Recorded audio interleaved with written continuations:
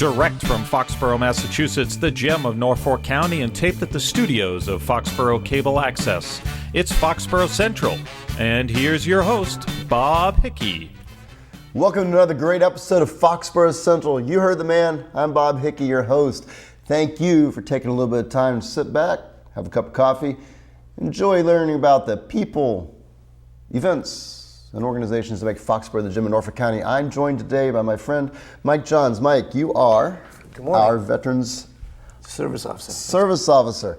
You know, I always see you around, and I know you from so many different ways, but you know, you're doing such a great job. I don't think people at home even know what your mission statement is, so I'm going to jump right into it. Foxborough has a Veteran Services Department, and they provide veterans access and referral to education, training, and employment services. They help veterans with service record concerns, provide direct service to veterans by answering questions and recommending resources. They counsel veterans and provide referrals to other professional services as necessary, assist eligible veterans in applying for state wartime bonuses and annuities, guide and assist veterans with disability claims to the Department of Veterans Affairs, administer in Massachusetts General Law Chapter 115 financial assistance and emergency financial aid to eligible veterans, dependents, and widows, and additionally, Veterans Services will facilitate a veteran mutual support group. Wow. You do all that? Not alone. Not alone. I'm thankful to say. So, what we do as a municipal employee and some of the other folks that I work with, we connect people to those resources and those types of help. Consider me kind of a jack of all trades, master of none, but what I do is be the medium between folks in the community and getting them to the federal, state, and other services that they could use and benefits that they're eligible for. So when you say folks, you're really talking about veterans. What? I'm a little naive on this.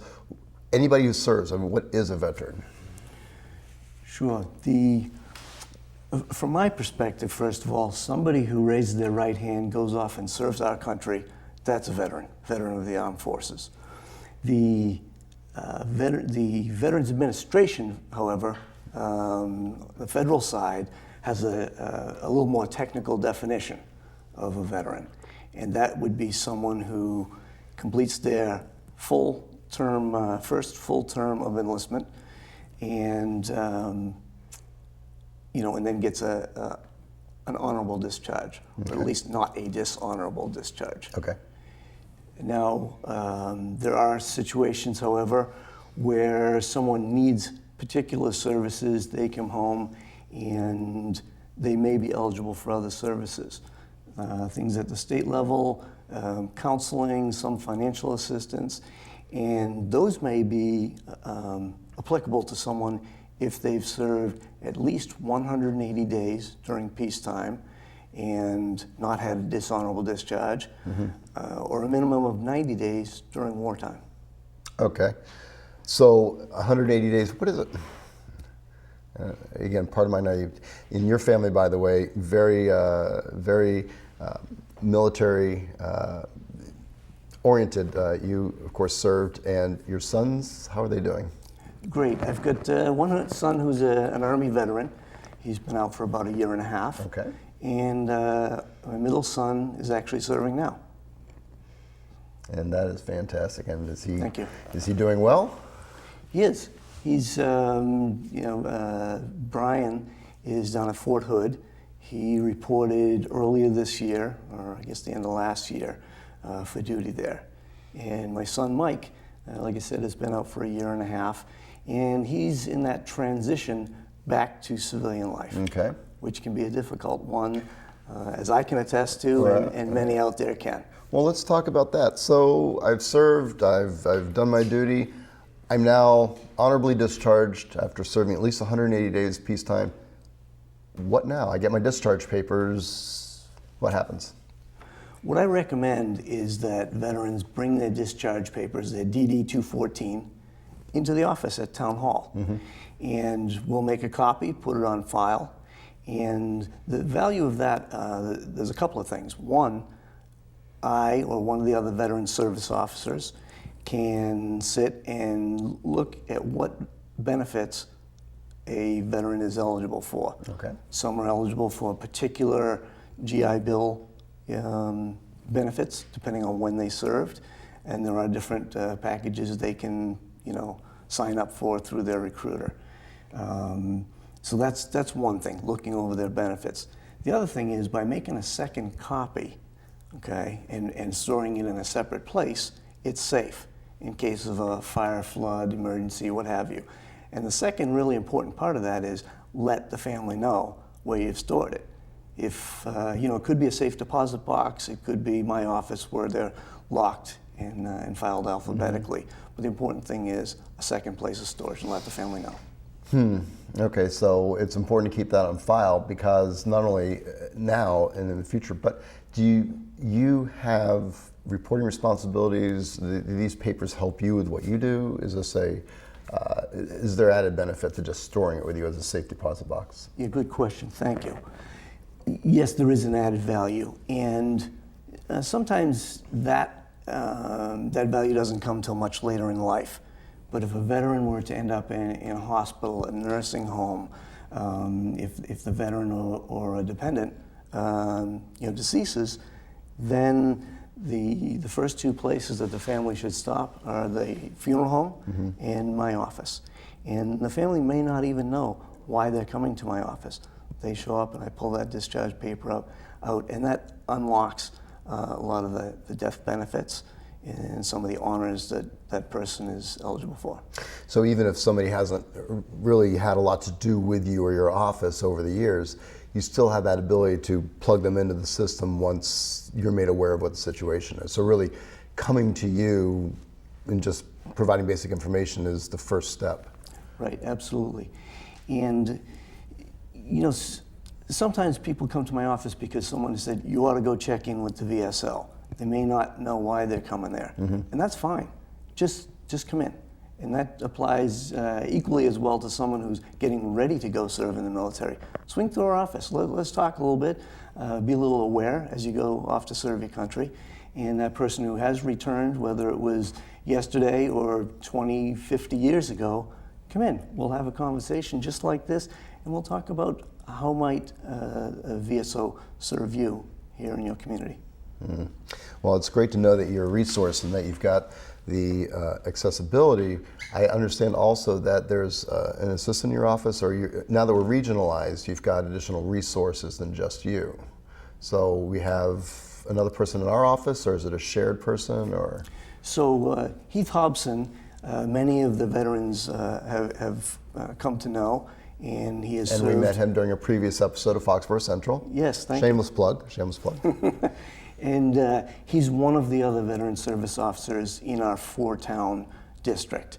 And the third one is yet to be hired, a replacement, because the director of our district has just announced his retirement for the end of this month. So Heath is actually, he's not necessarily my assistant. He's a full veteran service officer, just like me. So if someone comes into the office and he's there and I'm in another town, he can provide all the services that I can. So there is good accessibility, and located at Town Hall here in 40 South Street? Yes. Very good, very good.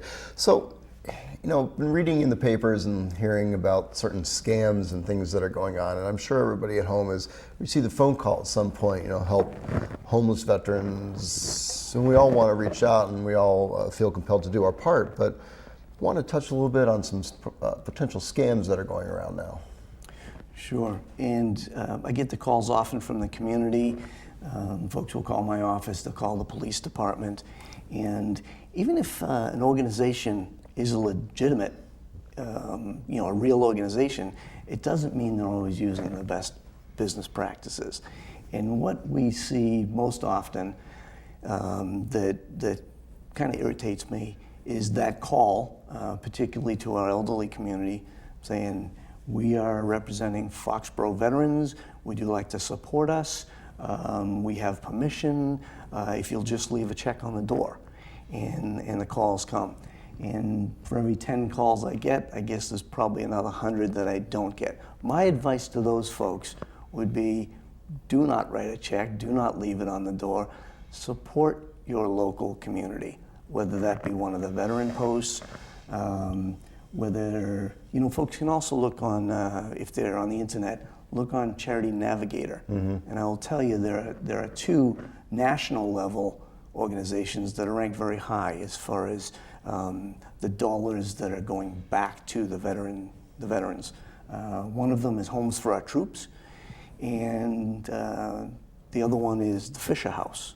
Fisher House? Yes. What is Fisher House? Fisher House is a nonprofit organization that builds and puts residences outside of the VA, in fact, on the VA campus, so that folks coming in from a distance who are in for an in-depth surgery, a long-term treatment, so the family can be close to them. So that's often people think that's a government entity, and it's actually, those are private funds that are raised. Really? So, terrific organization. Oh, And the other one that I did not know mentioned, about that. yeah, it's a great one. And like West Roxbury VA has one that was opened last year. Homes for Our Troops is another very, very well-regarded organization, and they raise private funds for the construction of homes for severely disabled returning veterans. Okay. So, other than that, I would really put a strong push on local organizations. American Legion, Veterans of Foreign Wars, and those are all locals, and just contact those groups locally, because that money will, if not go to a national organization, people will know who it's going to. Yeah, Essentially, it's people you trust, people you know, as Right. opposed to a telephone solicitor. Not saying, for the record, that all telephone solicitors are bad. They're not, and it's. Right. But in this case, what we're talking about is there are some scams going around, and people need to be aware. And if they're preying on a certain population, the elderly, who are more susceptible to believing this type of approach, then this is good information to get out there, Mike. Thank you. With scams, the legitimate organizations also, I know that the USO fundraises and is supported through donations. How does the USO play into our donations and ability to support them and support the troops? Is that a good organization to support? That's a good question, and you caught me flat-footed, Bob. Well, that's why this television show is great, because we don't have a script. So when I head back to the office this morning, that'll probably be the first one I punch into Charity Navigator, and look, where are they ranked? Are they 5-star? Are they 3-star? They've been around for a long time. Yes, they have. I believe they're a good organization, but there are other organizations that have been around a long time that only 15 or 12% of their dollar is going back to their intended purpose, or what they say it's going to. So that's a good one to plug into. Again, Charity Navigator, and see where they ranked. CharityNavigator.com. That's correct. Now, I've got one more question for you on the charity piece. So if somebody were to call and say, I represent Foxborough veterans, who actually represents Foxborough veterans? Well, I'll tell you what. I'm a municipal employee. Heath, as I mentioned, is a municipal employee. We represent Foxborough veterans. We are there to advocate for them. The local posts, as you mentioned, the VFW and the American Legion, they represent local veterans, and donations made there do not go to the national level. Dues by members, some of that does. Donations there stay local. So if you get a call, saying, this is Foxborough Veterans, or we're representing Foxborough Veteran Services, something like that, I would say thank you, hang up, call my office, 543-1204, and ask, did you just call? And you're either, the answer you're going to get is no, and then I've been given a heads up that there's someone, again, in our community, let's say maybe praying or taking advantage of a name which they do not represent. So it is actually helpful to contact your office if somebody gets a call like this, to alert you and let you be on the lookout. Yes, it is. And I know that the police department also gets these calls. And ultimately, when we get a lot of these calls coming in, it's going to eventually float up to the Attorney General's office. There is an organization that was spent a lot of time in the last year or so coming into the community, saying they represented who they didn't, and they've been under investigation by the AG, and they've been levied with some heavy fines. So the message to folks at home is don't be victimized, know where your money is going, contact the local VSO at 543-1204 if you have any questions. Excellent, good message to get out there, no matter when the show is airing, when you're watching it. So another piece of what we're doing here is talking about real issues. And I know that something's been in the news lately about veterans and suicides, higher disproportionate suicide rate among returning veterans. Is this something you want to talk about? Sure. This is just a growing epidemic, and you see it on the news with the active duty population, National Guard reserves, as well as the veterans. 2 weeks ago, we lowered the flags to half staff for a National Guardsman who took his own life and while on duty. In this community, over the last handful of years, we have had 3 veteran suicides, 2 of them very recently. And so this is a growing problem. And the way that we're approaching this at Veteran Services is directly. We want to reach out to the community. We want to throw lifelines out there. The resources are in place through the Veterans Administration, through my office, through local services, but often people aren't aware of them, or they get caught up in that moment when there seems to be no help or there's no way out. What the message I want to give is that there is a way out, and we have to be reachable. On May 8th of this year, we're going to be doing a seminar. We're going to call it the Veterans Suicide Awareness and Prevention Summit. That's on May 8th. And we'll give further publicity to that, but it's going to be from 9 a.m. Through the day. And the folks that we're inviting to that specifically are folks who may have contact with veterans or returning soldiers. And I use soldiers to mean all branches, actually. Sure. And you as someone who's reaching out to the media, myself as someone who has interface with them, we have a responsibility, a duty, and I guess the privilege of being able to assist them. I won't pretend to be a professional mental health counselor, but I do have contacts in that field.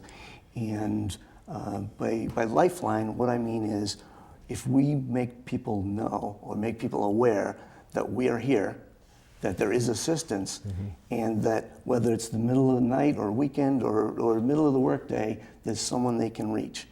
And I want that network to go beyond you and I and Heath and several others who are identified. I want that to extend, in addition also to our local clergy, to our mental health providers, to our teachers, to our mentors, coaches. And so that's kind of the purpose of this summit, is to bring those folks together, knowing full well that all of them won't make it to this summit. I do want to bring together folks that can talk about the issue, talk about how we can make people more aware of it, what it's really about, and talk about steps towards prevention. In this, the forum will be completely open to any veterans, families, but we're really looking to address those folks that can put out the lifeline. The more lifelines we put out there, the greater the probability that someone's going to know they're not alone, they're not abandoned, there is somebody they can talk to and call. When you talk about lifelines and knowing that suicide is very, not a personal decision, but it is one where a person feels as though there are no lifelines and there is no hope. What a brave topic for you to tackle, and what a really undiscussed issue that's before us. Now, you say 2 veterans locally have committed suicide in the past and recently. Is that what triggered this, or is this more of a national concern right now? Is there more exposure being focused on returning veterans, particularly with the extended wars in Iraq and Afghanistan? Has there been a spike recently in There has been a spike, and I will tell you, this is not a new issue. It has received more exposure, but it's also, I think, even worse because of the longest war in our nation's history. Ongoing 11 years, we have folks going on to their third, fourth, fifth deployment, and the effects of the trauma that they're exposed to, seeing, and caught up in are cumulative. You send somebody back for repeated deployments, especially before they've had a chance to even deal with things that they've initially seen or been part of. It is a growing epidemic. It is something that's spiked, as you say, absolutely spiked, and we need to address it. Yes, it's a national concern. It's getting national attention. The Army last fall did a national stand down, Suicide Awareness Day, but we're not really reacting to that. We're looking at what's going on locally. Well, we've seen this as a problem. We've seen it growing, and this is something that we are addressing very locally. This is something that we have a responsibility to do. I am bringing in professionals from the Veterans Administration, both on the chaplain side and mental health side, as well as Guard and Reserve folks, active duty. The District Attorney's Office has said that they will come out and assist us, because they have a stake in this, and as well as our fire and police. They might be the first ones to intervene with somebody who may be in a situation where they're, threatening or at risk. So yeah, this is real. Sounds like it's going to be a very eye-opening day on May 8th, and it's going to be here in Foxborough? It is going to be within the Crossroads District. Initially, we had looked at doing it in Foxborough. We're actually going to do it in Easton, one of our partners in this four-town district, and it's going to be at the VFW Hall. So it's something that everybody who either is a veteran, knows a veteran, has a veteran in the family, or has contact with folks who may be able to take advantage of some of these services should come out, get educated, and become part of the process and become part of the lifeline that you're trying to toss out to make sure that this sort of thing doesn't happen. Exactly. Excellent, excellent. Well, we look forward to getting more information on that as it comes closer, and hopefully Cable Access will be able to be a part of that. You mentioned during the discussion about the Veterans Administration Hospital, and so that I'm sure plays a key role in treatment, but prevention, or how do they fall into this? They're involved in both. They have outreach folks that will go out and talk about prevention. Okay. But it's the important thing is us inviting them out and asking them, will you come and share your knowledge, your experience? Will you touch base with our folks? And even more importantly is us getting folks to them, because at a local level, when it comes down to it, we're the ones who are responsible. We know our people, or should. And this, as you brought up earlier, I have two folks with, two young people in my family with military experience, as many of our viewers do.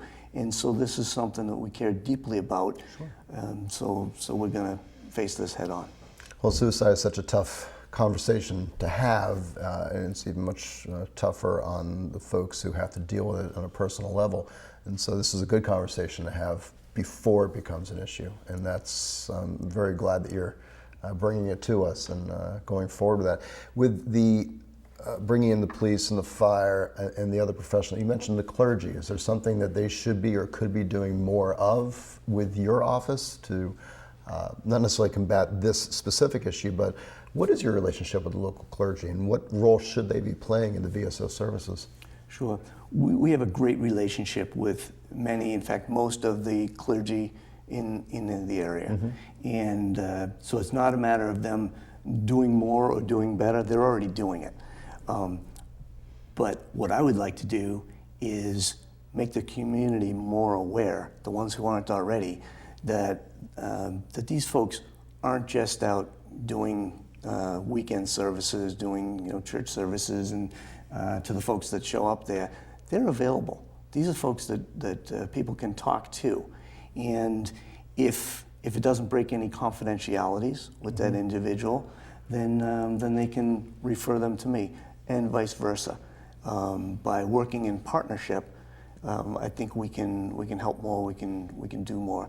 One thing I want to come back to, Bob, that you said, which I think is very important to capture right now, is this is a tough conversation to have, and it is, and that's why I say this is something we are addressing head on.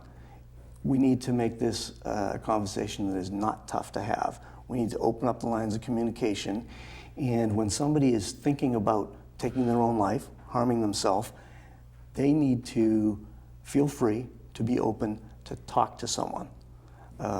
As someone who has had a difficult time, following my military service, I've had to address some of these situations, and I've had a tough time addressing it, a tough time talking to anyone about it.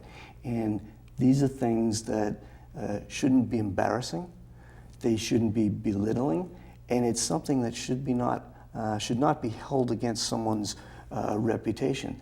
This is part of military service. What these folks are seeing and being part of is not the normal course of life activity. These are abnormal. These folks are coming back hurt, and we want to get them back fully integrated into society. So let's not make this a conversation or a topic that's any more difficult to approach than it should be. Let's make it an open conversation. And depression is a diagnosis, and it's something that is real, and it's a tangible issue. And veterans have such other traumas that have occurred. You talked of 3, 4, 5 deployments, and I don't think people at home perhaps realize how unique that is in military service. It's not normal for somebody to be deployed in a war zone 5 times. No, it's not. And I'll tell you, deployment, let's capture that for just a second, if I can. That person trains up, joins the military, goes off, and they're probably going to spend 6 months to a year, maybe even 2 years training and preparing to go off to war. They come home after their one or multiple deployments, and then when it's time for them to depart the military service, they have anywhere from a day to a week of transition, TAP, or Transitional Assistance Program, and then they're back out. Think about that. 1 year to 2 years of training to go to war, 1 day to 5 days to come back from it. Does that seem disproportionate? That's where we as a community really can be there to help these folks transition, make it a little bit easier, make them a little more aware that it's okay to have these bumps in the road. And there are folks that will listen, that will drive them to the VA, that it's okay, that they are not alone. That's an interesting message, and bus drops you off, and then what do you do? And I suppose that we go back to the very beginning, and the first step is to introduce oneself to Mike Johns, our Veteran Services agent and officer. Sorry, you're not an agent, you're an officer. Our VSO, who will, if nothing else, at least get to know you and have a good conversation about what's available to a returning veteran. Bring in your discharge papers, get them copied, put them on file. That's the first step to post-military life of being connected. And connections and lifelines are important things to becoming a happy and readjusted. I'm very happy that you're doing this, Mike, and I'm so happy that you took the time to come in. I guess we're going to touch base later, but May 8th is the Veterans Suicide Awareness and Prevention Summit. Veteran Suicide and Awareness Prevention Summit on May 8th. Mike Johns, thank you so much for coming in, spending a little time and sharing about what's going on, exciting, and I do say exciting, with Foxborough Veteran Services. I'm very, very proud to know that you're there, and that Foxborough does take its responsibilities seriously, and that you're the man on the job. Well, it's my pleasure to be back again. Thank you so much. And Mike, you, as well as everybody else at home, thank you so much for spending a half hour with us here at Foxborough Central.